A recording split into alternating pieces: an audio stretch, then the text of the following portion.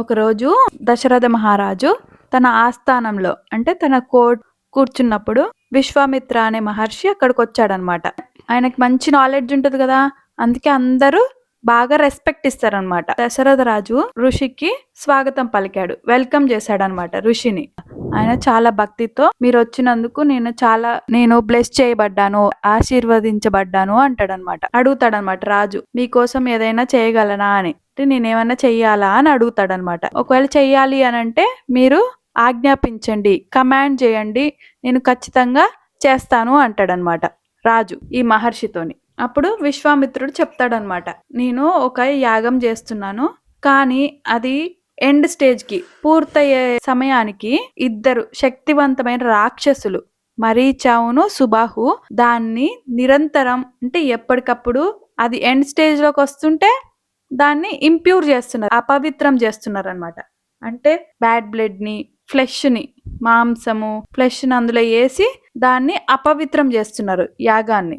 ఈ శక్తివంతమైన రాక్షసుల్ని సంహరించడానికి, ఎండ్ చేయడానికి నీకు బ్రేవ్ సన్స్ ఉన్నారు కదా, వీరకుమారులు రాముడు లక్ష్మణులను నాతో పంపితే మా కష్టాలు తీరుతాయి అని చెప్తారు. అప్పుడు దశరథుడికి ఆందోళన పెరిగింది, యాంగ్జియస్ అయిపోతాడనమాట.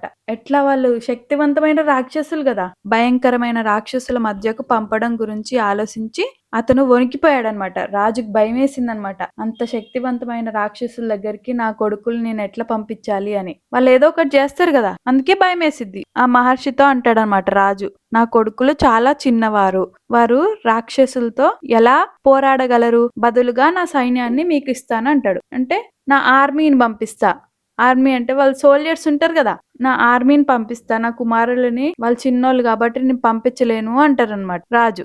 అప్పుడు దశరథుడు తన మాటల్ని వెనక్కి తీసుకోబోయాడనమాట. వెనక్కి అంటే మీరు ఏది చెప్పినా చేస్తాను, మీరు కమాండ్ చేస్తే నేను చేస్తా అంటాడు కదా, కానీ వెనక్కి తగ్గుతా ఉంటాడు అనమాట, మా పిల్లల్ని ఎలా పంపించాలి అని. అప్పుడు విశ్వామిత్రుడికి చాలా కోపం వచ్చిందనమాట. మీ వంశంలో మాటిస్తే ఖచ్చితంగా అది పాటిస్తారు, నువ్వు వెనక్కి తగ్గుతున్నావంటే మీ వంశానికి ఇది కరెక్ట్ కాదు అని అంటాడనమాట. ఇదే మీ చివరి మాట అయితే నేను వచ్చిన దారిలోనే తిరిగి వెళ్ళిపోతా అంటాడు. అప్పుడు వశిష్ఠ మహర్షి ఉంటాడు కదా రాజు దగ్గర, ఆయన జోక్యం చేసుకొని సాఫ్ట్ గా మాట్లాడాడనమాట, సౌమ్యంగా మాట్లాడాడు. మహారాజా, రాముడు మరియు లక్ష్మణుడిని ఋషితో పంపండి, వాళ్ళ సేఫ్టీ గురించి మీరు భయపడద్దు, వాళ్ళకేమీ కాదు, ఎందుకంటే విశ్వామిత్రుడు వాళ్ళని రక్షిస్తాడు అని చెప్తాడనమాట. ఆలోచించకండి, సంకోచించకండి. వశిష్ఠ మహర్షి సలహా మేరకు దశరథుడు రామలక్ష్మణులను పంపడానికి అంగీకరించాడు. ఇంకా ఓకే చెప్పాక అందరు బ్లెస్సింగ్స్ తీసుకొని తల్లి, తండ్రి, వశిష్ఠ మహర్షి వీళ్ళందరి ఆశీస్సులతో యువరాజులు వెళ్ళడానికి సిద్ధమయ్యారు.